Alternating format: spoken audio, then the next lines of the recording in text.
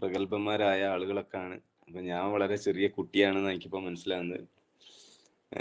എക്സ്പീരിയൻസിലും ലീഡർഷിപ്പിലൊക്കെ. Okay, എന്തെങ്കിലും തെറ്റുകളൊക്കെ ഉണ്ടാവും, ഒക്കെ ക്ഷമിക്കണം.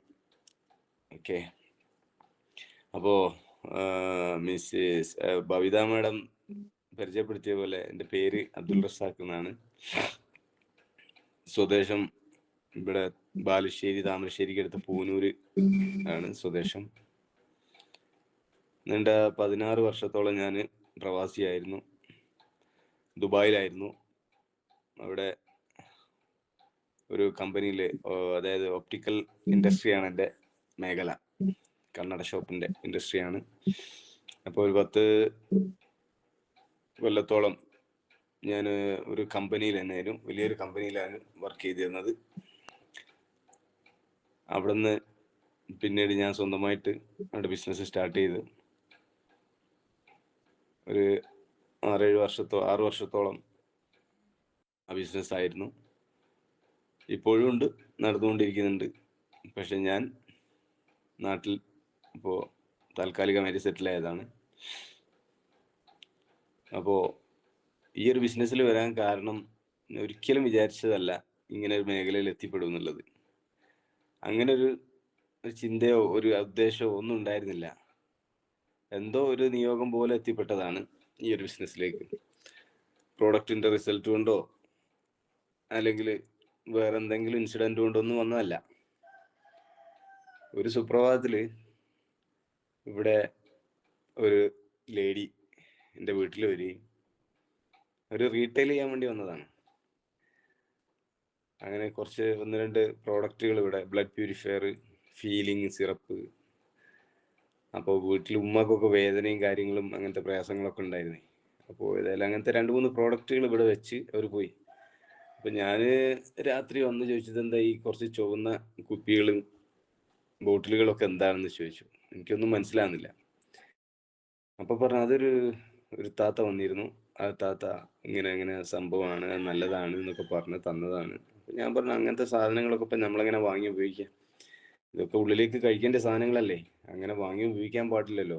നമ്മൾ അതൊക്കെ മെഡിക്കൽ ഷോപ്പിൽ നിന്നോ ആയുർവേദ മരുന്ന് ഷോപ്പിൽ നിന്നൊക്കെ വാങ്ങിയല്ലേ ഉപയോഗിക്കേണ്ടത്. അല്ലാണ്ട് ഇപ്പം ഇങ്ങനെ വീട്ടിൽ കൂടെ കൊണ്ട് നടക്കുന്ന ഇങ്ങനെയുള്ള പ്രോഡക്റ്റുകൾ നമ്മളങ്ങനെ വാങ്ങി കഴിക്കാൻ പാടില്ലല്ലോ എന്നൊക്കെ പറഞ്ഞു. പിന്നെ ഞാൻ അതിൻ്റെ കാര്യങ്ങളൊക്കെ ഒന്ന്, അതിൻ്റെ ലേബലും കാര്യങ്ങളും അതിൻ്റെ മാനുഫാക്ചറിങ്ങും അതിൻ്റെ ഇൻഗ്രീഡിയൻസ് ഒക്കെ ഒന്ന് നോക്കി. അപ്പോൾ വലിയ തെറ്റില്ലാന്ന് തോന്നി, കുഴപ്പമൊന്നുമില്ല. എന്നാലും ഒരു പേരും അഡ്രസ്സും ഒക്കെ ഉള്ള കമ്പനിയാണ്, കുഴപ്പമൊന്നുമില്ല. പിന്നെ അവർ പ്രൊപ്പറേറ്ററി മെഡിസിനിലാണ് എന്നും കണ്ടു. അപ്പോൾ അതുകൊണ്ട് പിന്നെ വലിയ കുഴപ്പമുണ്ടാവില്ല, നിങ്ങൾ കുടിച്ചോളി എന്നും പറഞ്ഞു ഞാൻ. അങ്ങനെ ഒരാഴ്ച കഴിഞ്ഞപ്പോൾ അവർ വീണ്ടും ഇവിടെ വന്നു. ഇങ്ങനെ ഞങ്ങൾ അയൽവാസി 1-2 ആളുകളും കൂടി ഈ പ്രോഡക്റ്റൊക്കെ ഉപയോഗിച്ചിട്ടുണ്ട്. അപ്പോൾ ഇതിനെക്കുറിച്ച് ഒരു ക്ലാസ് സംഘടിപ്പിക്കാൻ നിങ്ങളെ വീട്ടിൽ ഒരു സൗകര്യം തരുമെന്ന് ചോദിച്ചു. അപ്പോൾ നമ്മൾ പിന്നെ അങ്ങനെ ഒന്നും എന്താ പറയുക, തടസ്സം നിൽക്കുന്ന ആളല്ല ഒന്നിനും. നല്ല കാര്യങ്ങൾ തോന്നുന്നു തടസ്സം നിൽക്കുന്ന ആളല്ല. അപ്പോൾ ഞാൻ പറഞ്ഞു, കുഴപ്പമില്ല, ആയിക്കോട്ടെ എന്ന് പറഞ്ഞു. അങ്ങനെ കുറച്ച് ലേഡീസ് ഇവിടെ വന്ന്, പിന്നെ ക്ലാസ് എടുക്കാൻ ഒരു സാറ് വന്ന്. അങ്ങനെ ഞാൻ വീട്ടിലുണ്ട്. അപ്പം അവരെന്തോ ലേഡീസിൻ്റെ പരിപാടിയല്ലേ, ഞാൻ പെട്ടെന്ന് എൻ്റെ ബെഡ്റൂമിൽ കയറി ഡോറ് ക്ലോസ് ചെയ്തു. അവിടെ പുറത്ത് ഡൈനിങ് ഹാളിൽ ക്ലാസ് പൊടി പിടിക്കുകയും ചെയ്തു. ഞാൻ മൊബൈലിലൊക്കെ നോക്കി ഞാൻ അവിടെ കിടന്നു. ഞാൻ ആ ക്ലാസ്സിലേക്കൊന്നും ഞാൻ ശ്രദ്ധിച്ചില്ല, നമ്മളെ മേഖല അല്ലല്ലോ. അപ്പോൾ അങ്ങനെ കുറച്ച് കഴിഞ്ഞപ്പോൾ ബാങ്ക് കൊടുത്തു. നമ്മളെ വൈകുന്നേരത്തെ ബാങ്ക് കൊടുത്തപ്പോൾ ഞാൻ എണീറ്റ് പള്ളിയിലേക്ക് പോയി. അപ്പോൾ ഈ സാർ ഇതൊക്കെ ശ്രദ്ധിക്കുന്നുണ്ട്. ഞാൻ പള്ളിയിൽ പോയി തിരിച്ചു വന്നപ്പോഴത്തേക്ക് ക്ലാസ്സൊക്കെ കഴിഞ്ഞിട്ടുണ്ട്. എന്നോട് പറഞ്ഞു ഇരിക്കാൻ പറഞ്ഞു, അവിടെ സോഫയിൽ ഇരിക്കാൻ പറഞ്ഞു. ഞാൻ പറഞ്ഞു കുഴപ്പമില്ല, നിങ്ങളിരിക്കി, ഞാൻ ഒഴിയാൻ നോക്കി. എൻ്റെ സാർ ഇരിക്കുകയെന്ന് പറഞ്ഞ് എന്നെ അവിടെ പിടിച്ചിരുത്തി. എന്നോട് ചോദിച്ചു, എന്താ അപ്പോൾ ഇവിടെ സംഭവിച്ചത് എന്താണെന്ന് അറിയുമെന്ന് ചോദിച്ചു. ഞാൻ പറഞ്ഞു എനിക്കറിയില്ല, അത് നിങ്ങളെന്തോ ലേഡീസിൻ്റെ എന്തോ ക്ലാസ് അല്ലേ, നമുക്കതിൽ റോളൊന്നുമില്ലല്ലോ. എന്നോട് ചോദിച്ചു, ആര് പറഞ്ഞു റോളില്ലാന്ന്, എന്താണ് സംഭവം എന്ന് ഒന്ന് മനസ്സിലാക്കാൻ പറ്റുമെന്ന്. അപ്പോൾ ഞാൻ എന്താ സംഭവം എന്ന് ഞങ്ങൾ പറഞ്ഞോളിന്ന്. അങ്ങനെ കുറച്ച് കാര്യങ്ങൾ അവിടുന്ന് സോഫയിൽ ഇരുന്ന് എന്നോട് സംസാരിച്ചു. അപ്പം ഞാൻ സ്വാഭാവികമായിട്ടും ഞാൻ ഏത് കാര്യമാണെങ്കിലും ഞാൻ അതിനെ പോസിറ്റീവായിട്ട് എടുക്കുന്ന ആളാണ്. ഏത് കാര്യമാണെങ്കിലും അതിൽ ഇനി എത്ര തെറ്റ് ചെയ്യുന്ന ആളാണെങ്കിലും അതിലെന്തെങ്കിലും ഒരു പോസിറ്റീവ് ഉണ്ടോ എന്ന് നോക്കുന്ന ആളാണ് ഞാൻ. അപ്പോൾ അങ്ങനെ ഞാൻ അവരോട് സംസാരിച്ചു. അങ്ങനെ ബിസിനസിന്റെ പ്ലാനും സംസാരിച്ചു. ബിസിനസിന്റെ പ്ലാന് സംസാരിച്ചപ്പോൾ ഞാൻ ഓൾറെഡി ഒരു ബിസിനസ്സുകാരനാണ്. അപ്പോൾ ട്രഡീഷണൽ ബിസിനസിന്റെ എല്ലാ സുഖങ്ങളും കഷ്ടപ്പാടുകളും പ്രയാസങ്ങളും ഒക്കെ അനുഭവിക്കുന്ന ഒരാളും കൂടിയാണ്. ഇവിടെ അല്ല, ഗൾഫിൽ. അപ്പോൾ ഇവിടുത്തെ എത്ര ഇരട്ടിയാണ് ഗൾഫിൽ പൈസ നിങ്ങൾക്ക് അറിയാലോ. അതായത് അവിടുത്തെ പൈസന്റെ ഒരുപാട് മൂല്യം എന്താ പറയുക, ഇവിടുത്തെ പൈസനെക്കാട്ടിലും ഒരുപാട് മൂല്യമുള്ളതാണെന്ന് അറിയാലോ, ദിർഹംസ്. അപ്പോൾ ആ ദിർഹംസിൽ കഷ്ടപ്പാട് അനുഭവിക്കുന്ന ആളാണ് ഞാൻ അവിടുന്ന്. അപ്പോ ഈ കാര്യങ്ങളൊക്കെ സംസാരിച്ചപ്പോൾ എൻ്റെ പ്രയാസങ്ങളൊക്കെ ഞാൻ ഒന്ന് റിവൈൻഡ് ചെയ്ത്, ഉണ്ടല്ലോ നമുക്കൊരു കഷ്ടപ്പാട് അനുഭവിക്കുന്ന ഒരാൾ അത് വീണ്ടും ഉണർത്തുമ്പോൾ അത് ഒരു ഒരു ഫീലിംഗ് ആയിരിക്കും. അപ്പോൾ അതെല്ലാം കേട്ട് മനസ്സിലാക്കി. പിന്നെ ഈ ബിസിനസിന്റെ പ്ലാനും കേട്ടപ്പോൾ എനിക്കതൊരു ഇൻട്രസ്റ്റിംഗ് ആയിട്ട് തോന്നി. ഇത് കൊള്ളാമല്ലോ, കുഴപ്പമില്ലല്ലോ എന്ന്. പണ്ട് ഞാൻ ആംവേ ഞാൻ കോളേജിൽ പഠിക്കുന്ന സമയത്താണെന്ന് തോന്നുന്നു ആംവേയിൽ ജസ്റ്റ് ജോയിൻ ചെയ്തിരുന്നു. പക്ഷെ അതിൽ എനിക്കറിയാം, അതിൽ 4 or 5 ലെഗ് ഓപ്പറേറ്റ് ചെയ്യണം എന്നുള്ളത് എനിക്കറിയായിരുന്നു. അതിനെ കൊണ്ട് നടക്കൂലെന്നും എനിക്കറിയായിരുന്നു. അങ്ങനെ അത് അന്ന് അവിടെ ഇട്ടേച്ച് പോയതാണ്. ഞാൻ ഒന്ന് വർക്ക് ചെയ്യാനൊന്നും പോയില്ല. ഒരാളെ പോലും ജോയിൻ ചെയ്യിക്കാനൊന്നും ഞാൻ നിന്നിട്ടില്ല. അത് മനസ്സിലുണ്ട്. പിന്നെ വേറൊരു ഇതുപോലുള്ള കമ്പനിയിലൊന്നും ഞാൻ എന്തായിക്കില്ല, തല കൊടുത്തിട്ടില്ല. ഇത് ഇന്നേവരെ തല കൊടുത്തിട്ടില്ല. അപ്പോൾ ഇത് പക്ഷേ വളരെ ഇൻട്രസ്റ്റിംഗ് ആയിട്ട് തോന്നി. കാരണം org 1 org 2 മുകളിലുള്ള ലീഡേഴ്സിന് ഏതെങ്കിലും ഒരു ഓർഗനൈസേഷനിൽ കൂടി താഴോട്ട് പോകാൻ പറ്റുള്ളൂ. അവർക്ക് വേറെ വഴിയില്ല. പിന്നെ അല്ലെങ്കിൽ പിന്നെ അവർ പൊട്ടിച്ച് അതൊക്കെ വലിയ വലിയ ലീഡേഴ്സിന് അതൊക്കെ അങ്ങനെ ചെയ്യും. ഇതിൽ ബിബീഷ് സാർ ഉണ്ടല്ലോ അല്ലേ? ഓക്കെ, ബിബീഷ് സാർ ഞങ്ങളെ മോർണിംഗ് മീറ്റിൽ വരുന്ന ആളാണ്. ബിബീഷ് സാർ. ഓക്കെ. അപ്പോൾ ഈ org 1 org 2 കാര്യങ്ങളൊക്കെ ചോദിച്ച് മനസ്സിലാക്കി. എൻ്റെ ഇൻകം എങ്ങനെയൊക്കെയാണ് വരിക, എവിടെയൊക്കെയാണ് എൻ്റെ പ്രശ്നങ്ങൾ വരിക, പ്രയാസങ്ങൾ വരിക എന്നൊക്കെ എല്ലാം ചോദിച്ച് മനസ്സിലാക്കിയപ്പോൾ ഞാൻ പറഞ്ഞു, സാറേ ഇതിൽ എനിക്ക് കുഴപ്പമൊന്നുമില്ല, ഞാൻ ഓക്കെ ആണെന്നാണ്. ഇത്രയും ഞാൻ കേട്ടിട്ടുള്ളൂ. ഈ ഒരു 10-15 മിനിറ്റ് മാത്രമേ സാറ് പറഞ്ഞിട്ടുള്ളൂ കാര്യങ്ങളൊക്കെ. അപ്പം ഞാൻ ഓക്കെ സാറേ, കുഴപ്പമില്ല, ഞാൻ ചെയ്തോളാം എന്നാണ്. അങ്ങനെയാണെങ്കിൽ നിങ്ങൾ ഇപ്പോൾ ഒരു കാര്യം ചെയ്യും, പിന്നെ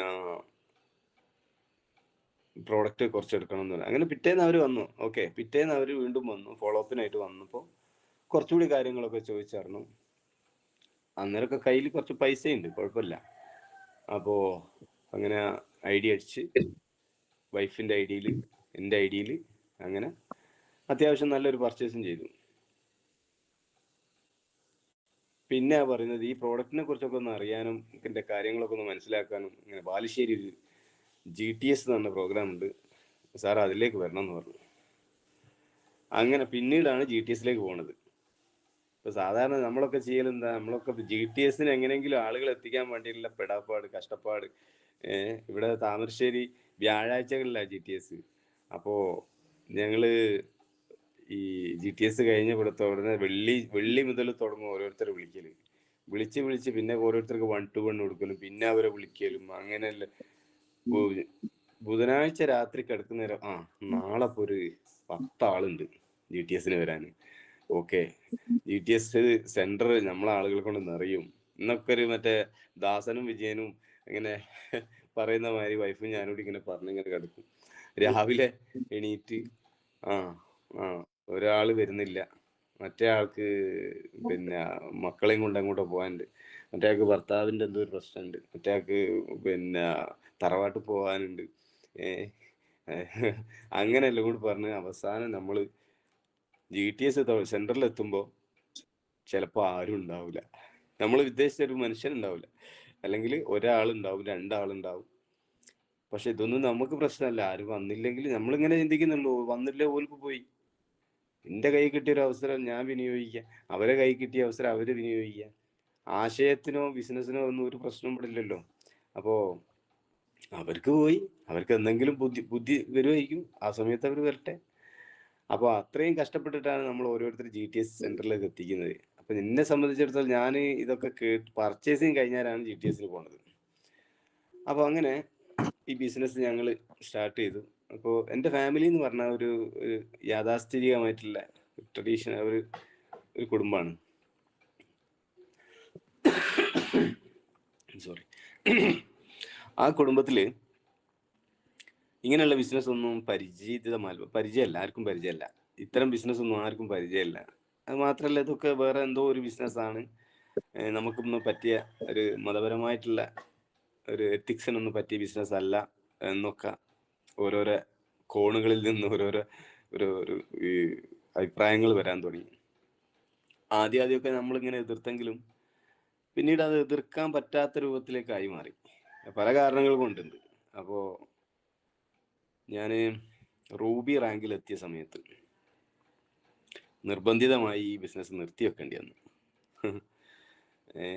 എൻ്റെ ആവേശം ചോർന്നിട്ടൊന്നുമില്ല, ആരുടെയും ആവേശം ചോർന്നിട്ടില്ല. പക്ഷെ ആ ഒരു പല കോണുകളിൽ നിന്ന് പല രൂപത്തിലുള്ള പ്രയാസങ്ങൾ വന്നപ്പോൾ തൽക്കാലം നിർത്തി വെക്കാമെന്ന് തന്നെ തീരുമാനിച്ചു.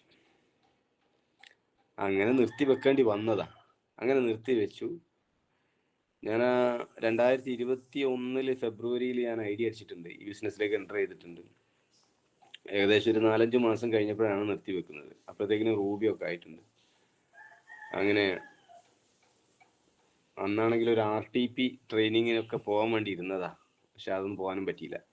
ജസ്റ്റ് അന്ന് ആരും മറ്റുള്ളവരെ വകവെക്കാണ്ട് പോയിരുന്നെങ്കിൽ ഇന്നിപ്പോൾ എന്താവുമായിരുന്നു. പക്ഷെ നമുക്ക് ദൈവം വിധിച്ചാലേ നടക്കും. ഓക്കെ, അങ്ങനെ ഈ ഒരു അന്ന് നിർത്തി വെച്ചതിന് ശേഷം പിന്നെ ഏകദേശം ഒരു 3-3.5 വർഷം ആ കിതാബ് തുറക്കാൻ പോയിട്ടില്ല. അതാണ് വാസ്തവം. അതിന് ആ ഒരു കിതാബ് തുറക്കാൻ, അല്ലെങ്കിൽ ആ ഒരു എൻ്റെ കണ്ണ് തുറപ്പിക്കാൻ ഒരു ആക്സിഡന്റിന്റെ രൂപത്തിലാണ് ദൈവം എൻ്റെ കണ്ണ് തുറപ്പിച്ചത്. ഈ കഴിഞ്ഞ സെപ്റ്റംബർ മാസത്തിൽ ഞാനും വൈഫും കൂടി മുക്കം ഭാഗത്തേക്ക് യാത്ര പോകുമ്പോൾ ഞങ്ങളുടെ കാറും ഒരു ടിപ്പറുമായിട്ട് ആക്സിഡൻ്റ് ആയി. കാറ് ഏകദേശമൊക്കെ കഴിഞ്ഞ് തീരുമാനമായതാണ്. അതിപ്പോൾ ഇപ്പോഴും പണി കഴിഞ്ഞിട്ടില്ല. ഞാനും വൈഫും അത്ഭുതകരമായിട്ട് ദൈവത്തിൻ്റെ അനുഗ്രഹം കൊണ്ട് രക്ഷപ്പെട്ടു. ചെറിയ ചെറിയ പരിക്കുകളും ചെറിയൊരു സർജറിയും അങ്ങനെയെല്ലാം കൂടി ആയിട്ട് ഏതായാലും 2-3 മാസം വീട്ടിൽ റെസ്റ്റ് ആയിരുന്നു. അപ്പോൾ ഇവിടെ ഞങ്ങളെ പരിചരിക്കാനായിട്ട് ഞങ്ങൾക്ക് ഇവിടെ ഉണ്ടായിരുന്നത് വൈഫിൻ്റെ ഉമ്മയായിരുന്നു. വൈഫിൻ്റെ ഉമ്മൻ്റെ പേര് ലൈല എന്നാണ്. ഇപ്പോഴത്തെ ZTC ലീഡറാണ്. അപ്പോൾ ഈ ഒരു ആക്സിഡന്റ് കഴിഞ്ഞ ശേഷം എന്നെ കാണാൻ വേണ്ടിയിട്ട് ഒരു 2-3 ആഴ്ച, ഏകദേശം ഒരു മാസം കഴിഞ്ഞപ്പോൾ എൻ്റെ പഴയ ലീഡേഴ്സ് എന്നെ കാണാൻ വന്നു ഇവിടെ. അതായത് കാണാൻ വന്നെന്ന് വെച്ചാൽ എന്തോ ഒരു മീറ്റിങ്ങിന്, എവിടെ ഒരു മീറ്റിങ്ങിന് പോയതാണ് ഈ വൈഫിൻ്റെ ഉമ്മയും ലീഡേഴ്സും. തിരിച്ചു വരുന്ന വഴിക്ക് എന്നെ കാണാൻ വേണ്ടി കയറിയതാ. കയറിയ സമയത്ത് നമുക്കൊരു വല്ലാത്തൊരിതാണല്ലോ. കാരണം പഴയ ആളുകൾ നമ്മളെ ഒരുപാട് അടുപ്പുള്ള ആളുകളാണല്ലോ. അപ്പോൾ അവർ പെട്ടെന്ന് കയറി വന്നപ്പോൾ വല്ലാത്തൊരു സന്തോഷവും ഒക്കെ തോന്നി. അവരുമായിട്ടൊക്കെ കാര്യങ്ങളൊക്കെ സംസാരിച്ച കൂട്ടത്തിൽ ആദ്യമൊന്നും ബിസിനസ്സിലേക്ക് വന്നില്ല. പിന്നെ ഞാൻ അങ്ങോട്ട് ചോദിച്ചാന്ന് തോന്നുന്നു, എങ്ങനെ പോകുന്നു സാറേ, ബിസിനസ്സൊക്കെ ഉഷാറല്ലേ എന്ന്. അപ്പോഴാണ് അവർ ഇങ്ങോട്ട് പിന്നെ സ്റ്റാർട്ട് ചെയ്ത് തുടങ്ങിയത് ബിസിനസ്സിൻ്റെ കാര്യങ്ങളൊക്കെ. അങ്ങനെ ബിസിനസ് പറഞ്ഞ് അവസാനം എന്നോട് ചോദിച്ചു, സാർ ഇപ്പം എന്താ ചെയ്യുന്നതെന്ന് ചോദിച്ചു. ഞാൻ പറഞ്ഞു, ഞാനൊന്നും ചെയ്യുന്നില്ല. അപ്പം ഞാൻ ഇപ്പോൾ ഒരു ഷോപ്പ് എടുത്തിട്ടുണ്ട്, ഒരു കണ്ണട ഷോപ്പ് ഇടാൻ വേണ്ടിയിട്ട്. റൂമൊക്കെ എടുത്തു, അഡ്വാൻസ് കൊടുത്തു, എഗ്രിമെൻ്റ് ഒക്കെ എഴുതിയിട്ടുണ്ട്. ഓക്കെ. അപ്പോൾ സത്യം പറഞ്ഞാൽ ആ സമയത്ത് ഞാൻ ഷോപ്പ് എടുത്തിരുന്നു, ഒരു 2 ഷട്ടറിൻ്റെ ഷോപ്പ്, നല്ലൊരു ഷോപ്പ് എടുത്ത് അവിടെ ഷോപ്പ് തുടങ്ങാൻ വേണ്ടിയിട്ടുള്ള എല്ലാ പേപ്പർ വർക്കുകളും കാര്യങ്ങളൊക്കെ മുന്നോട്ട് കൊണ്ടുപോകുന്ന സമയത്താണ് എനിക്ക് ആക്സിഡന്റ് പറ്റുന്നത്. അപ്പോൾ എന്തോ നിയോഗം പോലെയാണ്, ഞാൻ എടുത്ത ബിൽഡിംഗ് ഓണർ ഒരു ചൊറിയനായിരുന്നു. എന്തിനും ഏതിനും വെറുതെ വിളിച്ചു. എനിക്ക് അങ്ങനത്തെ തീരെ ഇഷ്ടമല്ല. അപ്പോൾ അയാളോട് ഇങ്ങനെ ഞാൻ അങ്ങോട്ടും ചൊറിയായിരുന്നു. ആ ഒരു രൂപത്തിൽ ഇങ്ങനെ നിൽക്കുന്ന സമയമാണ്. എടുക്കുന്നതിന് മുമ്പ് തന്നെ, നമ്മൾ സ്റ്റാർട്ട് ചെയ്യുന്നതിന് മുമ്പ് തന്നെ ചൊറിയാൻ തുടങ്ങിയാൽ എങ്ങനെ ഉണ്ടാവും? അതിൽ തന്നെ എനിക്കൊരു വിഷമം ഉണ്ടായിരുന്നു. ഇയാളുമായിട്ട് എങ്ങനെ ഇപ്പൊ ജീവിതകാലം മുഴുവൻ മുന്നോട്ട് പോകേണ്ടതല്ലേ, നടക്കൂലല്ലോ എന്നൊക്കെ ഇങ്ങനെ വിചാരിച്ചുകൊണ്ടിരിക്കുന്ന സമയമായിരുന്നു. പിന്നെ അത് മാത്രമല്ല, എൻ്റെ ഈ ഫീൽഡ് എന്ന് പറഞ്ഞാൽ പിന്നെ നമുക്ക് പെട്ടെന്നൊന്നും ലാഭം എടുക്കാൻ പറ്റുന്ന ഒരു മേഖലയല്ല. ലാഭം കൂടുതലാണ് എന്നുള്ള ധാരണ എല്ലാവർക്കും ഉണ്ട്, പക്ഷേ ലാഭം പെട്ടെന്ന് എടുക്കാൻ പറ്റൂല. നമുക്ക് ചിലപ്പോൾ 6 മാസം കൂടുമ്പോഴോ അല്ലെങ്കിൽ ഒരു വർഷം കൂടുമ്പോഴൊക്കെ ലാഭം എടുക്കാൻ പറ്റും. പക്ഷെ അങ്ങനെ ആണെങ്കിൽ തന്നെ നമുക്ക് ആദ്യത്തെ 1-2 കൊല്ലം നമുക്ക് ചിലപ്പോൾ എന്തുണ്ടാവില്ല, ഒരു ലാഭവും ഉണ്ടാവില്ല. നമ്മൾ അങ്ങോട്ട് വീണ്ടും വീണ്ടും ബാക്ക്ഗ്രൗണ്ട് നമ്മൾ ബാക്കിൽ നിന്ന് എടുത്ത് ചെലവ് ചെയ്യണം. ആ ഒരു ഇതിലൊക്കെ നിൽക്കുമ്പോൾ പിന്നെ എൻ്റെ സുഹൃത്തുക്കൾ കുറച്ച് ആളുകളൊക്കെ തുടങ്ങി കുടുങ്ങിയോലും വിജയിച്ചോലൊക്കെ ഉണ്ട്. അപ്പോൾ എല്ലാവരോടും കുറച്ച് ആൾക്കാരോട് ചർച്ച ചെയ്ത സമയത്ത് 8-9 വർഷം 10 വർഷമൊക്കെ ആയിട്ട് ബിസിനസ് തുടങ്ങിയിട്ടുണ്ട്. ഇതുവരെ പ്രോഫിറ്റ് ഷെയർ ചെയ്യാൻ പറ്റിയിട്ടില്ല. പക്ഷെ ഷോപ്പൊക്കെ നടന്നു പോകുന്നുണ്ട്, ശമ്പളം കൊടുക്കുന്നുണ്ട്, കറണ്ടും ഇലക്ട്രിസിറ്റി അങ്ങനത്തെ കാര്യങ്ങളൊക്കെ അടക്കുന്നുണ്ട്. പക്ഷെ പൈസ മുടക്കിയ ആളുകൾക്കൊന്നും കിട്ടുന്നില്ല. അതാണ് മെയിനായിട്ട് എനിക്ക് മനസ്സിലായത്. അപ്പം ഞാനും ചിന്തിച്ച്, ഞാനിപ്പോൾ 15-20 ലക്ഷം മുടക്കിയിട്ട് എനിക്ക് എപ്പോഴാണ് ഇത് മുതലാവുക? എവിടെയെങ്കിലും പൈസ ഇൻവെസ്റ്റ് ചെയ്തിട്ടുണ്ടെങ്കിൽ ചിലപ്പോൾ 1 ലക്ഷം റുപ്യക്ക് 2000-2500 ഒക്കെ ചിലപ്പോൾ എനിക്ക് ഇങ്ങോട്ട് കിട്ടും. പക്ഷെ ഞാൻ ഇൻവെസ്റ്റ് ചെയ്യുന്ന ഈ പദ്ധതിയിൽ നിന്ന് എനിക്ക് എപ്പോഴാണ് ഇത് മുതലായി എടുക്കുക? ഒരു 15 ലക്ഷം 20 ലക്ഷം ഒക്കെ മുടക്കുമ്പോൾ ഇങ്ങനെ സാലറി ഒത്തുപോവുകയും വാടക ഒത്തുപോവുകയും ചെയ്താൽ പോരല്ലോ. എനിക്ക് ടേൺ ഓവർ കിട്ടണ്ടേ, വരുമാനം കിട്ടണ്ടേ, എൻ്റെ ശമ്പളം കിട്ടണ്ടേ. അപ്പോൾ അങ്ങനെയൊക്കെ ചിന്തിച്ച് ഇങ്ങനെ ഒരു പ്രത്യേക അവസ്ഥയെ കൂടി പോകുന്ന സമയത്താണ് ലീഡേഴ്സ് കയറി വരുന്നത്. ഈ ലീഡേഴ്സ് കയറി വന്ന് ഇവരായിട്ട് സംസാരിച്ച് ഇവര് എൻ്റെ മൊബൈൽ വാങ്ങി MI ലൈഫിൻ്റെ ആപ്പ് ഇൻസ്റ്റാൾ ചെയ്ത് ID ഒക്കെ അടിച്ചു നോക്കിയപ്പോൾ അവിടെ എൻ്റെ ഓർഗ് 1-ൽ, അതെ എൻ്റെ ഓർഗ് 1 കൂടി പോയ ബിസിനസ് എന്ന് പറയുന്നത് 30 ലക്ഷം ബിസിനസ് വോളിയം ഉണ്ടായിരുന്നു. അപ്പം ഞാൻ സത്യം പറഞ്ഞാൽ അന്നേരം ഞെട്ടിപ്പോയി. 30 ലക്ഷം ബിസിനസ് വോളിയം ഞാൻ ചെയ്തതല്ല, എന്തായാലും ഞാൻ ചെയ്തതല്ല. ഞാൻ അവിടെ 1 ലക്ഷം രൂപയിലാക്കിയിട്ട് ഞാൻ നിർത്തി വെച്ചതാണല്ലോ, കിതാബ് മുടക്കി വെച്ചതാണല്ലോ. പിന്നെ അത് ആര് കൊണ്ടുപോയി? 30 ലക്ഷം കൊണ്ടുപോയത് ആരോ എവിടുന്നോ എങ്ങനെയോ ബിസിനസ് ചെയ്ത ആൾക്കാരാ. ഞാൻ അറിഞ്ഞിട്ട് പോലുമില്ല. ഞാൻ ഇവിടെ കിടന്നുറങ്ങുകയാണ്, മറ്റൊരു ബിസിനസ് ചെയ്തത് 30 ലക്ഷം. അങ്ങനെ പിന്നെ എനിക്കറിയാം ബിസിനസിന്റെ പ്ലാനൊക്കെ ഓൾമോസ്റ്റ് അറിയാം. അപ്പം ഞാൻ അങ്ങോട്ട് ചോദിച്ചു, സാറേ ഇതിപ്പോൾ 30 ലക്ഷം എന്ന് പറയുമ്പോൾ ഇപ്പുറത്ത് ഞാൻ ഓർഗ് 2-ൽ 30 ലക്ഷം അല്ലെങ്കിൽ 1 ലക്ഷമോ 2 ലക്ഷമോ എത്രയാണോ മാച്ച് ആക്കുന്നത് അതിൻ്റെ 12% എൻ്റെ അക്കൗണ്ടിൽ വരുമല്ലോ അല്ലേ? ഉറപ്പായിട്ടും വരുമല്ലേ, എന്താ സംശയം? യെസ്. അങ്ങനെ ഞാൻ അവിടെ നിർത്തി. ഞാൻ കാര്യങ്ങളൊക്കെ അവർ പിന്നെ കുറേ കാര്യങ്ങളൊക്കെ പറഞ്ഞു. ഞാൻ ആയിക്കോട്ടെ ആലോചിക്കട്ടെ എന്ന് പറഞ്ഞു.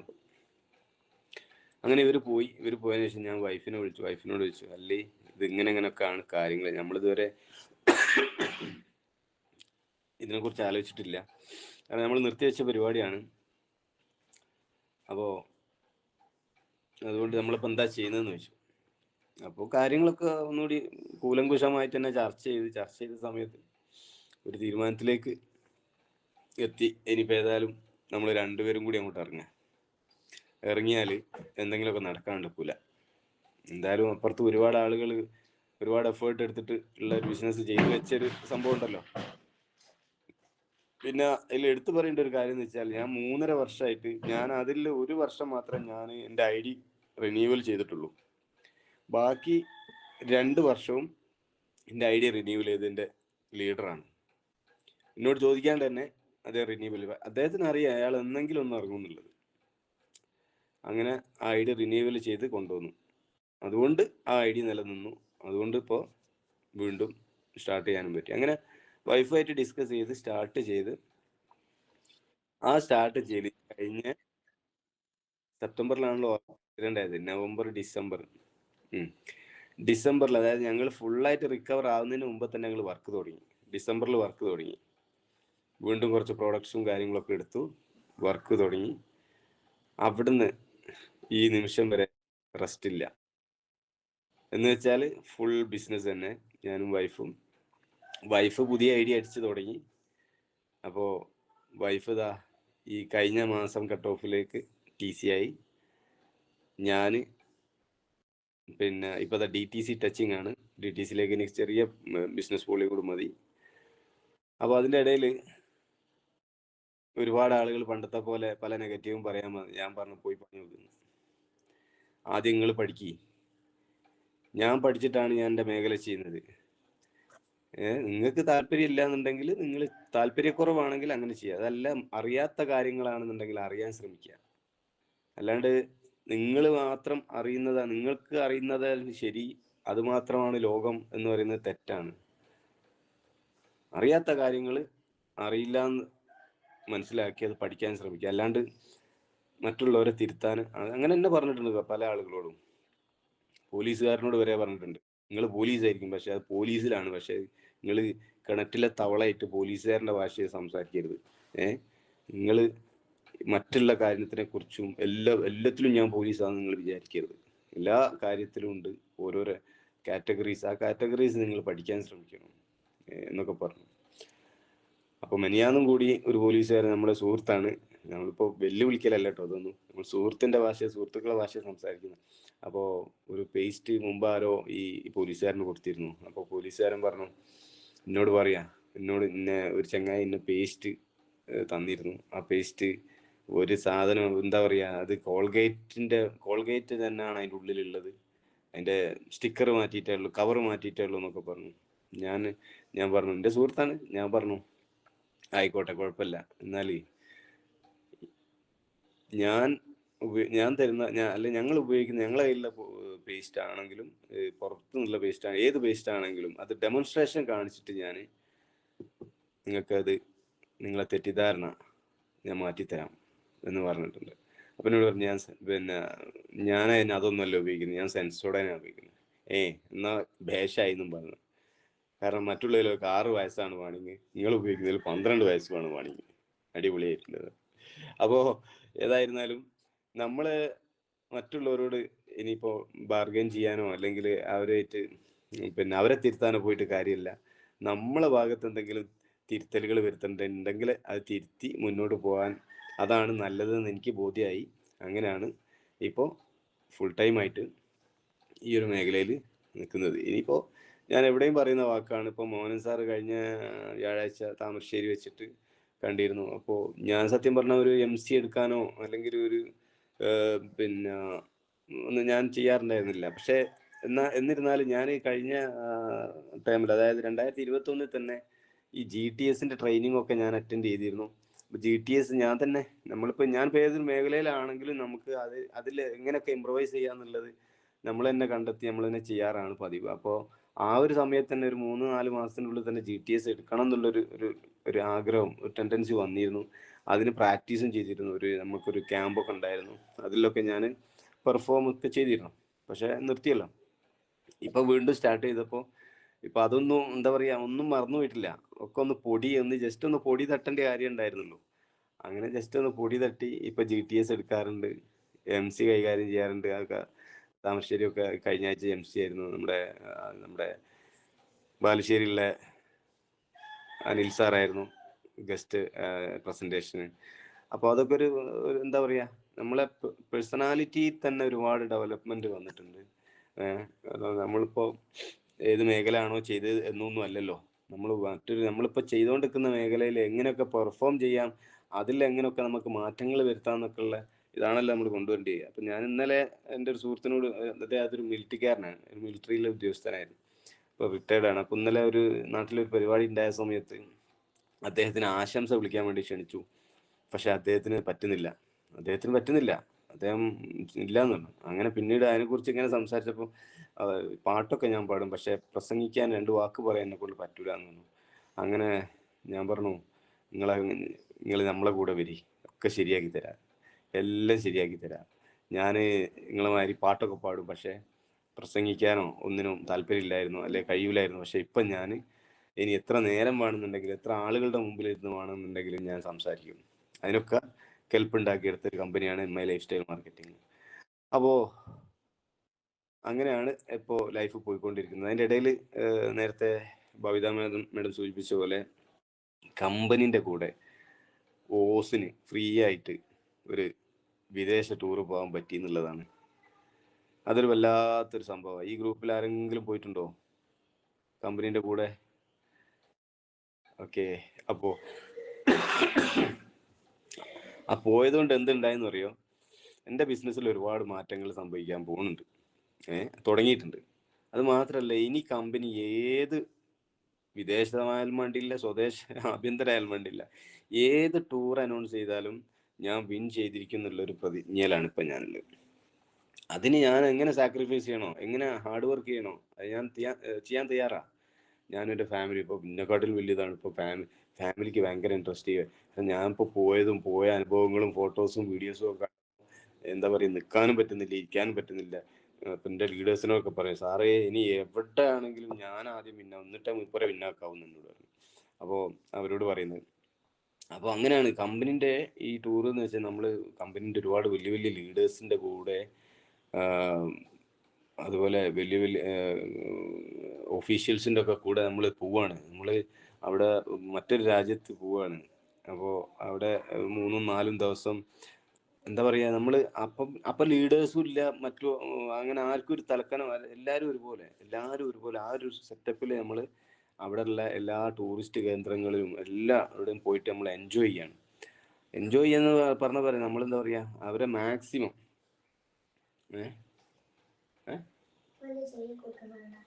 അറിയില്ല,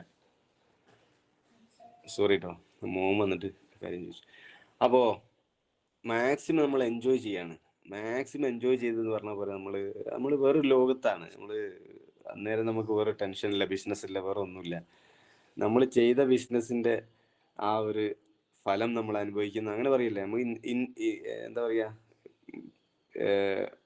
പെട്ടെന്ന് തന്നെ നമുക്ക് ആ ഒരു ഫലം അനുഭവിച്ച മാതിരി, നമ്മൾ ഇത്രയും കഷ്ടപ്പെട്ടതിന് പെട്ടെന്ന് തന്നെ നമുക്കൊരു ഫലം കമ്പനിയുടെ ഭാഗത്തു നിന്ന് കിട്ടിയെന്നുള്ള ഒരു വളരെ സന്തോഷമായിരുന്നു.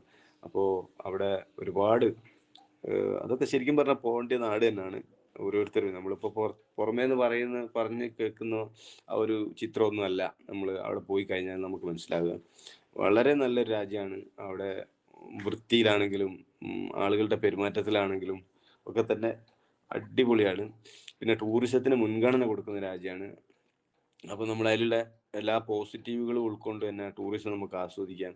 പിന്നെ ഇവിടുന്ന് പോകുമ്പം പല ആളുകളും പറഞ്ഞിരുന്നു അവിടെ ഭക്ഷണം അങ്ങനെയാണ്, പാമ്പാണ്, പിന്നെ പല്ലിയാണ്, പുഴുവാണ് എന്നൊക്കെ പറഞ്ഞിരുന്നു. പക്ഷെ അതൊന്നും അവിടെ ഇല്ല. അവിടെ അങ്ങനത്തെ ഒരു സംഭവവും ഇല്ല, ഞാൻ കണ്ടിട്ടില്ല. ഞാൻ പിന്നെ മാത്രമല്ല, അവിടെയുള്ള ഒരു ലോക്കലിനോട്, അവിടെയുള്ള ഒരു നാട്ടുകാരനോട് ഞാൻ സംസാരിച്ചിരുന്നു. അദ്ദേഹം പറഞ്ഞു, ഞങ്ങൾ അങ്ങനത്തെ ഭക്ഷണമൊന്നും കഴിക്കാറില്ല, അതൊക്കെ മറ്റ് പല സ്ഥലങ്ങളിലാണ് കഴിക്കാറുള്ളത്. ഞങ്ങൾക്കൊക്കെ കിട്ടിയിരുന്നത് വെച്ചാൽ ഏറ്റവും നല്ല ഭക്ഷണം, ഏറ്റവും നല്ല ഇന്ത്യൻ ഭക്ഷണമാണ് ഞങ്ങൾക്ക് കമ്പനി പ്രൊവൈഡ് ചെയ്തത്. മാത്രമല്ല ഏറ്റവും നല്ല താമസ സൗകര്യം, 4 സ്റ്റാർ ഫെസിലിറ്റിയും 3 സ്റ്റാർ ഫെസിലിറ്റിയും ഒക്കെ ഉള്ള നല്ല അടിപൊളി ഹോട്ടൽസ് അവിടെയാണ്. പിന്നെ നമുക്ക് അവിടെ ഒരു ബുദ്ധിമുട്ടും കമ്പനി വരുത്തിയിട്ടില്ല. ഒരു യാത്രകളിലാണെങ്കിലും താമസത്തിലാണെങ്കിലും ഭക്ഷണത്തിലാണെങ്കിലും എൻജോയ്മെന്റിലാണെങ്കിലും ഒരു കോംപ്രമൈസും വരുത്തിയിട്ടില്ല. ശരിക്കും പറഞ്ഞാൽ അവിടെ എല്ലാ സംഭവമൊന്നും കഴിഞ്ഞിട്ടൊന്നുമില്ല. ഒരുപാട് കാര്യങ്ങൾ ഇനിയും കാണാനുണ്ട്. തായ്ലൻഡ് ഒരു ചെറിയ രാജ്യമാണെങ്കിൽ തന്നെ ഒരുപാട് സംഭവങ്ങൾ ഇനിയും എക്സ്പ്ലോർ ചെയ്യാനുണ്ട് അവിടെ. പക്ഷെ ഞങ്ങൾക്ക് അതിന് സമയമില്ല. ഞങ്ങൾ ആകെ 4 ദിവസമേ അവിടെ ഉണ്ടായിരുന്നുള്ളൂ. അപ്പോൾ കടലിൻ്റെ ഏകദേശം കുറേ ഉള്ളിലേക്ക് പോയിട്ട് അവിടെ പാരച്യൂട്ട് റൈഡ്, അതുപോലെ കടലിൻ്റെ അടിയിൽ കൂടെ നടക്കാനും കടലിൻ്റെ അടിയിലുള്ള സംഭവങ്ങളൊക്കെ ആസ്വദിക്കാനും, മീനുകളൊപ്പം പവിഴപ്പുറ്റുകളും അവിടുത്തെ മറ്റേ എന്താ പറയുക, കടലിൻ്റെ അടിയിലും ഉണ്ട് എല്ലാ സംഭവങ്ങളും. ആ ഒരു സംഭവങ്ങളൊക്കെ പോയി കാണാനും, ലൈവായിട്ട് കാണാനും, മീനുകൾക്കൊക്കെ തീറ്റ കൊടുക്കാനും, അങ്ങനെയൊക്കെയുള്ള ഒരുപാട് സംഭവങ്ങൾ നമുക്ക് ചെയ്യാൻ പറ്റിയിട്ടുണ്ട്. പിന്നെ അതുപോലെ റൈഡുകൾ, ഒരുപാട് റൈഡുകൾ, പിന്നെ അതുപോലെ അവിടുത്തെ ഷോകൾ. അതൊക്കെ ഷോകൾ എന്ന് വെച്ചാൽ അവിടെ നമ്മളിപ്പോൾ പിന്നെ ലൈവ് ഷോ, വലിയ തിയേറ്ററിൽ വെച്ചിട്ട് ലൈവ് ഷോ, അവിടുത്തെ കലാകാരന്മാരും കലാകാരികളൊക്കെ നിന്നിട്ടുള്ള വലിയ ഷോകൾ. ആ ഷോ എന്ന് വെച്ചാൽ പറഞ്ഞാൽ നമുക്ക് എന്താ പറയുക, ഒരു കുറ്റം പോലും പറയാം അങ്ങനെയല്ല. ഈ ടെക്നിക്കലി ആയിട്ടും അവരെ കഴിവ് പരമായിട്ടും ഒക്കെ ഏറ്റവും നല്ല ക്വാളിറ്റിയിൽ അവർ അവതരിപ്പിക്കുന്ന പരിപാടികൾ ഒക്കെ നമുക്ക് കണ്ണ് എടുക്കാൻ പറ്റാത്തൊരു, നമ്മൾ സത്യം പറഞ്ഞാൽ ഇവിടെ ഒക്കെ നടക്കുന്ന പരിപാടികൾ ഇപ്പോൾ തോട്ടിൽ വലിച്ചെറിയാൻ തോന്നും. അങ്ങനെയുള്ള പരിപാടികൾ അവിടെ ഇത്രയും പെർഫെക്ഷനിൽ നടക്കുന്നത്. അപ്പം നമ്മൾ ആലോചിച്ചു, ഇവിടെ നമ്മൾ വലിയ വലിയ സംഭവങ്ങൾ, അടിപൊളിയും പരിപാടി, സൂപ്പറായും പരിപാടി എന്നൊക്കെ പറയില്ലേ. ഒന്നുമല്ല. ഞാൻ ആ പരിപാടി കണ്ടപ്പോൾ, അതായത് ഒരു ഏകദേശം ഒരു മണിക്കൂർ പരിപാടി, മണിക്കൂർ ഉണ്ടായിരുന്നു ആ പരിപാടി. ആ പരിപാടിയിൽ ഏകദേശം ഒരു 10-500 കലാകാരന്മാരുണ്ടാവും. പക്ഷേ ഒരു ടൈമിൽ ഒരു പരിപാടി, അവർ എന്തെങ്കിലും പരിപാടിയൊക്കെ അവതരിപ്പിക്കാൻ, ആ പരിപാടിയിൽ ഒരു 10-15 ആളുകളായിരിക്കും ഇങ്ങനെ ഉണ്ടാവുക. അവർ ഏത് ടീമിലാണോ ചെയ്യുന്നത്, ആ ടീം ആ സമയത്തിൻ്റെ ഇടയിൽ പല സ്ലൈഡുകളായിട്ട് ആ സ്റ്റേജിനെ തന്നെ മാറ്റിമറിക്കും. നമ്മളെ കണ്ണിൻ്റെ മുമ്പിൽ നമുക്കറിയില്ല. ആ സ്റ്റേജും ആ ഒരു എന്താ പറയുക, ആ വേദി തന്നെ ഒരു ടെക്നോളജി ഉപയോഗിച്ച് മാറ്റും. കലാകാരന്മാർ അതിനനുസരിച്ച് മാറും. അങ്ങനെ ഓരോരോ കലാപരിപാടികളും ഒരു ആലോചിച്ച് നോക്കി, ഒരു മണിക്കൂറോളം എത്രത്തോളം പരിപാടി ഉണ്ടാവും, എത്രത്തോളം വേദികൾ അവർ ടെക്നോളജി ഉപയോഗിച്ച് ചേഞ്ച് ചെയ്യുന്നുണ്ട്, കലാകാരന്മാർ എങ്ങനെയൊക്കെ അത്രയും പെർഫെക്ഷനിലായിരുന്നു. ഓക്കെ, അത് കഴിഞ്ഞ് പിന്നെ ഒന്ന് എടുത്തു പറയേണ്ടിയിരുന്നത് വെച്ചാൽ, അവിടുത്തെ ഒരു സഫാരി പാർക്ക്, സഫാരി വേൾഡ് എന്നൊക്കെ പറഞ്ഞിട്ടുള്ള സംഭവമുണ്ട്. ഏറ്റവും ടോപ്പിലുള്ള അവിടുത്തെ ഒരു ടൂറിസം കേന്ദ്രം. ഒരു കാടിൻ്റെ ഉള്ളിലുള്ള സെറ്റപ്പാണ് അവിടെ. ആ കാടിൻ്റെ ഉള്ളിൽ അവർ ചെയ്തു വെച്ചേക്കുന്ന ഓരോരോ പരിപാടികൾ ഭയങ്കര സംഭവമാണ്. അവിടെ ഡോൾഫിൻ്റെ ലൈവായിട്ടുള്ള ഷോകൾ, അതൊക്കെ ഭയങ്കര ക്യൂട്ടാണ്. നമുക്ക് ഇത്ര കണ്ടാലും മതി വരില്ല, അത്രയും സൂപ്പറാണ്. ഒക്കെ കാണുമ്പോൾ ജീവിതത്തിൽ ഒരിക്കലും അതൊന്നും കാണാണ്ട് ആരും മരണപ്പെടരുതെന്ന് എൻ്റെ ഒരു അഭിപ്രായം. കാരണം അങ്ങനത്തെ ഉള്ള, ഇനി തായ്ലൻഡിൽ അല്ലെങ്കിൽ വേറെ എവിടെയെങ്കിലും പോയിട്ട് അതൊക്കെ കാണണം.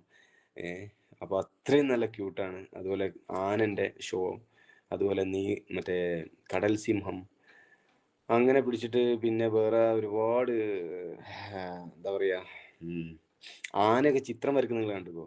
അത് സംഭവമാട്ടോ. ആന ചിത്രം വരയ്ക്കുന്നത് ഞാൻ വിചാരിച്ചെന്തോ കുത്തി കുറുക്കിയായിരിക്കും ചെയ്യുക, എന്തോ തുമ്പിക്കൈമേൽ ഇങ്ങനെ ഇങ്ങനെ ബ്രഷ് എടുത്ത് കൊടുക്കും, എടുത്ത് കൊടുക്കും. ആന എന്നിട്ട് ഇങ്ങനെ ഇങ്ങനെ ഇങ്ങനെ ഇങ്ങനെ കാണിക്കുന്നത് മാത്രമേ നമ്മൾ കാണുന്നുള്ളൂ. പിന്നെ ആന ഇത് കഴിഞ്ഞ് ഇങ്ങോട്ട് മാറി നിന്ന് പിന്നെ ആ ഒരു വലിയൊരു വൈറ്റ് ബോർഡുമേലാണ് ഇവര് ചിത്രം വരപ്പിച്ചത്. തിരിച്ച് കൊണ്ടുവരുമ്പോഴല്ലേ ഞെട്ടിയത്. നല്ല അടിപൊളി ചിത്രം. മനുഷ്യന്മാര് വരക്കുന്നതിനെക്കാട്ടിലും പെർഫെക്ഷനില് അടിപൊളി. ഇവര് തുമ്പിക്കൈ കൊണ്ട് വരച്ചതാ. എന്ത് രസമായിരുന്നു. അപ്പൊ ഇങ്ങനെയുള്ള കാഴ്ചകളൊക്കെ കാണാനും നമ്മളെ മൈൻഡ് റീഫ്രഷ് ചെയ്യാനും നമ്മളെ വീണ്ടും ബിസിനസ്സിലേക്ക് ഇൻവോൾവ് ചെയ്യിക്കാനൊക്കെ കമ്പനി ഒരുങ്ങുന്നുണ്ടെങ്കിൽ നമ്മളെ കമ്പനിന്റെ വലുപ്പം എത്രയാണെന്നുള്ളത് ഇതുവരെ സത്യത്തിൽ ആരും മനസ്സിലാക്കിയിട്ട്, ഞാൻ ഇത്രയും കാര്യങ്ങളൊക്കെ പറഞ്ഞു. ഞാൻ ഇതുവരെ ബിസിനസ് പറഞ്ഞിട്ടില്ല, എൻ്റെ കുറച്ച് എക്സ്പീരിയൻസ് മാത്രമേ പറഞ്ഞിട്ടുള്ളൂ. പക്ഷെ ഒരു കാര്യം, ഇനിയിപ്പോൾ ഒരു 5 മിനിറ്റ് കൂടി ഞാൻ സംസാരിക്കുന്നുള്ളൂ. അപ്പോൾ നമ്മൾ ഈ ബിസിനസ്സിൽ കമ്മിറ്റഡ് ആവണം എന്നുള്ളതാണ്. നമ്മൾ മറ്റുള്ളവർക്ക് വേണ്ടിയിട്ട് നമ്മൾ സമയം ചെലവഴിക്കരുത്. നമുക്ക് വേണ്ടിയിട്ട് നമ്മളെ സമയം ചെലവഴിച്ചിട്ട് നമ്മളെ വഴി തെളിച്ച് നമ്മൾ മുന്നോട്ട് പോകും. കാരണം ഇതിൽ ഒരുപാട് ലീഡേഴ്സ് ഞാൻ പലപ്പോഴും വിചാരിച്ചിട്ടുണ്ട്, ഇവരൊക്കെ എന്ത് ചെയ്തും തള്ളുന്നത് ഭയങ്കര തള്ളാണല്ലോ ഇവരൊക്കെ. ശരിക്കും തള്ളല്ല, ശരിക്കും യാഥാർത്ഥ്യം, റിയാലിറ്റിയാണ് ഇവർ പറയുന്നത് നമ്മളോട്. പക്ഷെ നമുക്ക് തള്ളായിട്ട് തോന്നുന്നത് നമ്മളെ മനസ്സിന്റെ വലിപ്പക്കുറവാണ്. അവർ നമ്മളോട് പറയുന്നത് അതങ്ങനെ ചെയ്യണം, ഇതിങ്ങനെ ചെയ്യണം, അങ്ങനെ ചെയ്താൽ ഇങ്ങനെ കിട്ടും, ഇങ്ങനെ ചെയ്താൽ അങ്ങനെ കിട്ടും, കമ്പനീന്റെ വലിപ്പത്തിലാണ്, പ്രൊഡക്റ്റ് ഇങ്ങനെയാണ്, മറ്റേതെങ്ങനെയാണ്, മറ്റേത്. അപ്പൊ നമുക്ക് ഉൾക്കൊള്ളാനുള്ള മാനസികാവസ്ഥ നമുക്കില്ലാത്തതുകൊണ്ട്, നമുക്ക് സ്പേസ് ഇല്ല, നമ്മളെ മനസ്സിന് സ്പേസ് ഇല്ലാത്തതുകൊണ്ടാണ്. നമ്മളെ മനസ്സിന് കുറച്ച് സ്പേസ് ഉണ്ടാക്കി വെച്ച് നോക്കി. എല്ലാവരും പറയുന്നു, എല്ലാ ലീഡേഴ്സ് പറയുന്നതും ഇത് ഞാൻ ഏറ്റെടുക്കേണ്ടതാണ്, ഇത് എൻ്റെ ബിസിനസ്സിന് വളരെ ഉപകാരപ്രദമാണ് എന്നൊക്കെ തോന്നുന്ന ഒരു ഘട്ടം നിങ്ങൾക്ക് വരുന്നുണ്ടെങ്കിൽ അപ്പം മുതൽ നിങ്ങളെ വഴി തെളിഞ്ഞു എന്നാണ് എനിക്ക് പറയാനുള്ളത്. കാരണം എനിക്ക് ആ ഒരു സമയം വരേണ്ടി വന്നു എക്സ്പീരിയൻസിലൂടെ. ഏതായിരുന്നാലും ഈ ബിസിനസ്സിലൂടെ ഇനി മറ്റൊരു ബിസിനസ്, അതായത് ബിസിനസ്സുകൾ നമുക്ക് പലതും ചെയ്യാലോ, കുഴപ്പമില്ല. പക്ഷെ മൈ ലൈഫ് വിട്ടിട്ടുള്ള ഒരു പരിപാടിയും ഇനി ഇല്ല എന്നാണ് എൻ്റെ ഒരു തീരുമാനം, എൻ്റെയും വൈഫിൻ്റെയും തീരുമാനം. അപ്പം അതുകൊണ്ട് തന്നെ ഇപ്പോൾ ഒരുവിധം ആഴ്ചകളിലൊക്കെ വരുമാനങ്ങൾ വരുന്നുണ്ട്, അത്യാവശ്യം നല്ല ടീമുകൾ വരുന്നുണ്ട്. ഇപ്പം ഞാനിപ്പോൾ ഒയന്ന് ഒരു എന്താ പറയുക, കാര്യഗൗരവമില്ലാത്ത രൂപത്തിലാണ് ഞാൻ ബിസിനസ് ചെയ്യുന്നുണ്ടെങ്കിൽ എൻ്റെ കൂടെ ആരും വരില്ല, ടീം വരില്ല, അവരെൻ്റെ കൂടെ അസോസിയേറ്റ് ചെയ്യില്ല. അപ്പോൾ ഇപ്പം ഞങ്ങൾ വളരെ സ്ട്രോങ് ആയിട്ട് എന്താ പറയുക, ലൈവായിട്ട് നിൽക്കുന്നതുകൊണ്ട് തന്നെ കൂടെ കുടുംബത്തിൽ നിന്നാണെങ്കിലും സുഹൃത്തുക്കളിൽ നിന്നാണെങ്കിലും അങ്ങനെയൊക്കെ നമുക്ക് ആളുകൾ അസോസിയേറ്റ് ചെയ്യാൻ വരുന്നുണ്ട് എന്നുള്ളതാണ്. അപ്പോൾ പിന്നെ ഈ ഒരു ബിസിനസ്സിൽ ഞാൻ ഏറ്റവും കൂടുതൽ പ്രതീക്ഷിക്കുന്നത്, അല്ലെങ്കിൽ ഇൻട്രസ്റ്റിംഗ് ആയിട്ടുള്ള ഒരു സംഭവം നോമിനേഷൻ തന്നെയാണ്. നോമിനേഷൻ ഫെസിലിറ്റിയാണ്. നമ്മൾ വരുത്തി വെച്ച കടബാധ്യത മറ്റുള്ളവർക്കൊരു ഭാരമാവാതെ നമുക്ക് അവസാന യാത്ര പോകണം എന്നുള്ളത് ആഗ്രഹമാണ്. അപ്പോൾ അത് ഈ ഒരു മൈ ലൈഫ് സ്റ്റൈൽ കമ്പനിയിൽ നിന്ന് അവർക്ക് ഒരു റിലാക്സേഷൻ അല്ലെങ്കിൽ പിന്നെ ഒരു ആത്മവിശ്വാസത്തോടെ ജീവിക്കാൻ പറ്റും എന്നുള്ള ഒരു ഉത്തമ ബോധ്യം. പക്ഷെ അതിന് ഞാനൊരു ബേസ്മെന്റ് ഉണ്ടാക്കി വെക്കണമല്ലോ. ഏതായാലും ആ ഒരു നോമിനേഷൻ ഫെസിലിറ്റി ഉള്ളത് കൊണ്ട് തന്നെ ഒരു ധൈര്യമാണ്. പിന്നെ അത് മാത്രമല്ല, ഇപ്പം നമുക്ക് ഗവൺമെന്റിന്റെ ഭാഗത്തു നിന്നാണെങ്കിലും അതുപോലെ തൊഴിലാളി യൂണിയനുകളുടെ ഭാഗത്തു നിന്നാണെങ്കിലും ഒക്കെ നമുക്ക് എന്തുണ്ടാവും, എല്ലാ സപ്പോർട്ടും ഉണ്ട്. ഇപ്പോൾ കഴിഞ്ഞ ദിവസം കോഴിക്കോട് ഒരു മീറ്റിംഗ് ഉണ്ടായിരുന്നു MMUവിൻ്റെ. ഞാൻ അതിൽ പങ്കെടുത്തപ്പോൾ എനിക്ക് ഒരുപാട് ആത്മവിശ്വാസം കൂടിയിട്ടുണ്ട്. നമ്മൾ ഇങ്ങനെയുള്ള അതുപോലെ ഇതുപോലുള്ള, അതായത് ഇപ്പോൾ MMU നമ്മുടെ സംഘടന, ഞാനിപ്പോൾ പ്രത്യേകിച്ച് ഞാനിപ്പോൾ ഒരു കാര്യം എല്ലാവരോടും ഓർമ്മപ്പെടുത്തുന്നത്, MMUവിൻ്റെ മെമ്പർഷിപ്പ് എല്ലാവരും എടുത്തിരിക്കണം. കാരണം നമുക്ക് ഭാവിയിൽ എന്തെങ്കിലും സർക്കാരുകൾ മാറി വരുന്ന സമയത്തോ അല്ലാതെ ഭാവിയിൽ എന്തെങ്കിലും പ്രയാസങ്ങൾ വന്നു കഴിഞ്ഞാൽ നമുക്ക് സ്ട്രൈക്ക് ചെയ്യണം, നമുക്ക് പിടിച്ചു നിൽക്കാം. ഈ മേഖലയെ പിടിച്ചു നിർത്താനും നമ്മളെ തൊഴിലിനെ സംരക്ഷിക്കാനും നമുക്ക് ഒരു പിടിവള്ളിയാണ് ഈ മെമ്പർഷിപ്പ് എന്ന് പറയുന്നത്. അപ്പോൾ ഞാൻ എല്ലാവരോടും പറയുന്നൊരു കാര്യമാണ്, മെമ്പർഷിപ്പ് നിങ്ങൾ വിശ്വസിക്കുന്ന ഏത് പാർട്ടിയിലാണോ ആ പാർട്ടീൻ്റെ ലേബലിലുള്ള മെമ്പർഷിപ്പ് നിർബന്ധമായിട്ടും എടുത്തിരിക്കണം. മാത്രമല്ല സർക്കാരിലേക്ക് ഈ നമ്മളൊക്കെ ഈ MMUവിൻ്റെ പിന്നെ മെമ്പർഷിപ്പുള്ള ആളുകളാണ്, സർക്കാരിലേക്ക് കണക്ക് പോവുകയും വേണം. ആ രൂപത്തിൽ എന്തെങ്കിലും പ്രശ്നം വന്നു കഴിഞ്ഞാൽ സർക്കാർ ആദ്യം ചോദിക്കുക ലേബറിലാണ്, ലേബർ ഡിപ്പാർട്ട്മെന്റിൽ ഈ ഒരു മേഖലയിൽ എത്ര തൊഴിലാളികൾ രജിസ്റ്റർ ചെയ്തിട്ടുണ്ടെന്ന് ചോദിക്കാം. അപ്പോഴേ ആ രജിസ്ട്രേഷൻ്റെ എണ്ണത്തിനനുസരിച്ചാണ് നമുക്ക് നമ്മളെ ആവശ്യങ്ങൾ അംഗീകരിക്കപ്പെടുക. അതുകൊണ്ട് എത്രയും പെട്ടെന്ന് ചെയ്യാത്തവരൊക്കെ ഒരു റിക്വസ്റ്റാണ്, നിങ്ങൾ ചെയ്തിരിക്കണം എന്നുള്ളത്. പറ്റുമെങ്കിൽ ഇന്ന് തന്നെ ചെയ്തിരിക്കണം, അത്രയും നിർബന്ധമാണിത്. അതുപോലെ മറ്റൊന്ന് പറയാനുള്ളത് പ്രോഡക്റ്റ് ട്രെയിനിങ്. ഇന്നലെ കോഴിക്കോട് വെച്ചിട്ട് ഒരു പ്രോഡക്റ്റ് ട്രെയിനിങ് ഉണ്ടായി. ഈ കൂട്ടത്തിലുള്ള കുറേ ആളുകൾ ഉണ്ടായിരുന്നു എന്നാണ് ഞാൻ മനസ്സിലാക്കുന്നത്. സത്യം പറഞ്ഞാൽ അത് ഈ മിസ് ചെയ്ത, അതിന് പോവാതിരുന്ന, പല അഴകുഴമ്പൻ ന്യായങ്ങൾ പറഞ്ഞ് പോവാതിരുന്ന ആളുകൾക്ക് തീരാ നഷ്ടമാണ് ഇന്നലത്തെ ട്രെയിനിങ്. ഇതുപോലൊരു ട്രെയിനിങ് എനിക്ക് കിട്ടൂല. അത്രയും നല്ല ട്രെയിനിങ് ആയിരുന്നു, പ്രൊഫഷണൽ ട്രെയിനിങ് ആയിരുന്നു. നിങ്ങൾ വിചാരിക്കും നമ്മുടെ കമ്പനിക്ക് അങ്ങനത്തെ ഒരു എന്താ പറയുക ആപ്പ പരിപാടി സെറ്റപ്പ് എന്നൊക്കെ ചില ആൾക്കാർ കളിയാക്കും. എന്നല്ല, ഇന്നലത്തെ ട്രെയിനിങ് കണ്ട ആൾക്കാർ MI ലൈഫ് സ്റ്റൈലിൻ്റെ സ്ട്രെങ്ത്, അതുപോലെ ലീഡർഷിപ്പ് ക്വാളിറ്റി അടിപൊളി. എന്ന് വെച്ചാൽ ആ സ്ലൈഡ് വർക്ക് ചെയ്ത ആ ദിൽന മാഡം ഉപയോഗിച്ച സ്ലൈഡിൻ്റെ പെർഫെക്ഷൻ അതുവരെ എൻ്റെ മനസ്സിൽ എന്താ പറയുക സ്ട്രൈക്ക് ചെയ്തിട്ടുണ്ട്. അത്രയും നല്ല ക്വാളിറ്റി ഉള്ള ഒരു പ്രോഡക്റ്റ് ട്രെയിനിങ് ആയിരുന്നു. സത്യം പറഞ്ഞാൽ ഞാൻ MI ലൈഫ് സ്റ്റൈലിൻ്റെ ആ ഒരു പ്രോഡക്റ്റുകളുടെ ആഴം, അല്ലെങ്കിൽ അത്രയും പ്രൊഫഷണൽ ആയിട്ടുള്ള ഒരാൾ, അവരെന്ന് പറഞ്ഞാൽ വളരെ ഫേമസ് ആയിട്ടുള്ള, ഇന്ത്യ മുഴുവൻ അല്ലെ വിദേശ രാജ്യങ്ങളിൽ മുഴുവൻ ഇന്ത്യയെ പ്രതിനിധീകരിച്ച് ചാമ്പ്യൻഷിപ്പ് പട്ടമൊക്കെ നേടിയിട്ടുള്ള ഒരു ലേഡിയാണ് ഇന്നലെ നമുക്ക്, ഒരു ഫിസിക്കൽ ട്രെയിനറാണ് നമുക്ക് ഇന്നലെ ക്ലാസ് എടുത്തിരുന്നത്. അപ്പോൾ എന്തുകൊണ്ട് പെർഫെക്റ്റ് ആയിട്ടുള്ള ഒരു സംഭവമായിരുന്നു. അതുപോലുള്ള സംഭവങ്ങളൊന്നും ആരും ഇനി മിസ് ചെയ്യാൻ പാടില്ല എന്നുള്ളൊരു റിക്വസ്റ്റ്. ഇതിലൊന്നും ആരും മിസ് ചെയ്തിട്ടില്ല, ഞാൻ അല്ലാണ്ട് പറയാണ്. ഓക്കെ, അപ്പോൾ ഞാൻ ഒരുപാട് കാര്യങ്ങൾ സംസാരിച്ചു. അപ്പം ഞാൻ നേരത്തെ തുടക്കത്തിലേ പറഞ്ഞു, എൻ്റെ വീട്ടിലൊരു ലേഡി വന്നു, ഇങ്ങനെ കുറച്ച് സാധനങ്ങൾ തന്നു. പിന്നെ ഒരു സാർ എൻ്റെ വീട്ടിൽ വന്നു പ്രസൻറ്റേഷൻ ഹോം മീറ്റിംഗ് നടത്തി. പിന്നെ വേറെ കുറച്ച് സാറ് വന്നു ഫോളോ അപ്പ് ചെയ്തു. പിന്നെ ആക്സിഡൻറ്റ് പറ്റിയപ്പം കുറച്ച് ടീം വന്നു എന്നൊക്കെ പറഞ്ഞു. അപ്പോൾ അതൊക്കെ എൻ്റെ ലീഡേഴ്സാണ്. എൻ്റെ ലീഡേഴ്സ്, ഞാൻ പറഞ്ഞ ലേഡി എന്ന് പറയുന്ന ലീഡർ ഹഫ്സത്ത് മാഡം എന്ന് പറഞ്ഞ ഇപ്പോൾ ബ്രാൻഡ് ന്യൂ ആയിട്ടുള്ള RTC ലീഡറാണ്. അതുപോലെ ഇവിടെ വന്ന് ഹോം മീറ്റിംഗ് നടത്തിയിട്ടുള്ളത് ബിജു BK സാറാണ്, എൻ്റെ ഗ്രേറ്റ് ITC ലീഡറാണ്. അതുപോലെ ഫോളോ അപ്പിനും കാര്യത്തിനൊക്കെ ഇതുവരെ എൻ്റെ കൂടെ കട്ടക്ക് നിൽക്കുന്നത് എൻ്റെ NTC ലീഡറായിട്ടുള്ള ഷാഹിർ സർ പൂനൂരാണ്. അതുപോലെ എൻ്റെ വൈഫിൻ്റെ ഉമ്മ എന്ന് പറയുന്നത് ZTC ലീഡർ ലൈല മാഡം ആണ്. അതുപോലെ അങ്ങനെയുള്ള ഒരുപാട് ആളുകൾ ആണ് എൻ്റെ ജീവിതത്തിൽ മാറ്റങ്ങൾ വരുത്തിയിട്ടുള്ള, MI ലൈഫ് സ്റ്റൈലിലൂടെ മാറ്റങ്ങൾ വരുത്തിയിട്ടുള്ള എൻ്റെ ലീഡേഴ്സ്. പിന്നെ അതുപോലെ ഞങ്ങൾക്ക് എല്ലാ രൂപത്തിലും മെൻറ്ററിങ് ചെയ്ത് ഞങ്ങളെല്ലാവരെയും നല്ല രൂപത്തിലേക്ക് ബിസിനസ്സിനൊക്കെ ഭയങ്കര എൻകറേജ്മെൻറ്റ് തരുന്ന ബെല്ലി സാറാണ് നമ്മുടെ WTTC ലീഡറാണ്. അപ്പോൾ ഇവരൊക്കെ ആണ് എൻ്റെ ലീഡേഴ്സ്. അപ്പോൾ ലീഡേഴ്സ് പറയുന്നതൊക്കെ അപ്പടി അനുസരിച്ചുകൊണ്ടാണ് ഇപ്പോൾ മുന്നോട്ട് പോകുന്നത്. അതുകൊണ്ട് തന്നെ വിജയിക്കാൻ പറ്റുന്നുണ്ട്. അവരൊക്കെ പലരും പല കോണുകളിൽ നിന്ന് പറയും ലീഡേഴ്സിനെ അനുസരിക്കാത്തവർക്ക് വിജയിക്കാൻ കഴിയില്ല എന്ന് പറയാൻ സത്യമാണത്. ലീഡേഴ്സ് എന്താണോ പറയുന്നത് അതിനനുസരിച്ച് നമുക്ക് ചെയ്യാൻ കഴിഞ്ഞാൽ റിസൾട്ട് 200% ഡബിൾ റിസൾട്ട് ആണെന്നാണ്, അത് സത്യമാണ്. അപ്പോൾ എല്ലാവർക്കും നല്ല ഒരു എന്താ പറയുക, ഈ MI ലൈഫ് സ്റ്റൈലിലൂടെ എൻജോയ് ചെയ്തുകൊണ്ട് എല്ലാവിധ ആസ്വാദനവും ആസ്വദിച്ചുകൊണ്ട് തന്നെ, ജീവിതം ആസ്വദിച്ചുകൊണ്ട് തന്നെ ബിസിനസ് ചെയ്യാൻ എല്ലാവർക്കും ദൈവം അനുഗ്രഹിക്കട്ടെ. എല്ലാവർക്കും നല്ല ഒരു സന്തോഷം ഉള്ള